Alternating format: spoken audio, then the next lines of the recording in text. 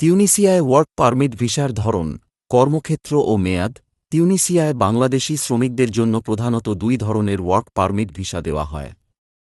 প্রথমটি হল অস্থায়ী ওয়ার্ক পারমিট ভিসা, যা সাধারণত ১ বছরের জন্য দেওয়া হয় এবং কাজের চুক্তি অনুযায়ী নবায়নযোগ্য। দ্বিতীয়টি হল দক্ষ ও বিশেষায়িত পেশার ওয়ার্ক পারমিট ভিসা, যা দীর্ঘমেয়াদী কাজের জন্য প্রদান করা হয়। বাংলাদেশি শ্রমিকদের যেসব ক্ষেত্রে সবচেয়ে বেশি কাজ দেওয়া হয় সেগুলো হল নির্মাণ কাজ, যেমন রাজমিস্ত্রি, রড মিস্ত্রি ও হেল্পার, ফ্যাক্টরি ও গার্মেন্টস সিল। সুপ্রিয় দর্শক, চ্যানেলটি সাবস্ক্রাইব করে দিন।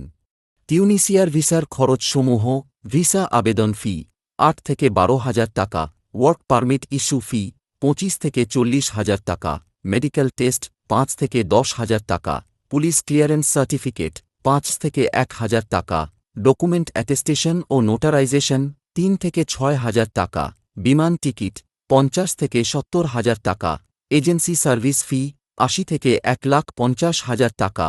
মোট আনুমানিক খরচ হতে পারে ৩,৫০,০০০ থেকে ৪,৮০,০০০ টাকা। সুপ্রিয় দর্শক, চ্যানেলটি সাবস্ক্রাইব করে দিন।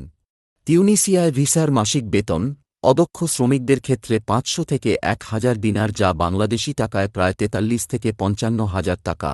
দক্ষ শ্রমিকদের ক্ষেত্রে ৬০০ থেকে ১,০০০ দিনার, যা বাংলাদেশি টাকায় প্রায় ৫০ থেকে ৮০,০০০ টাকা। বিশেষ দক্ষ পেশাজীবী ২,০০০ দিনার বা তার বেশি, যা বাংলাদেশি টাকায় ১ লাখ বা তার বেশি। সুপ্রিয় দর্শক, চ্যানেলটি সাবস্ক্রাইব করে দিন।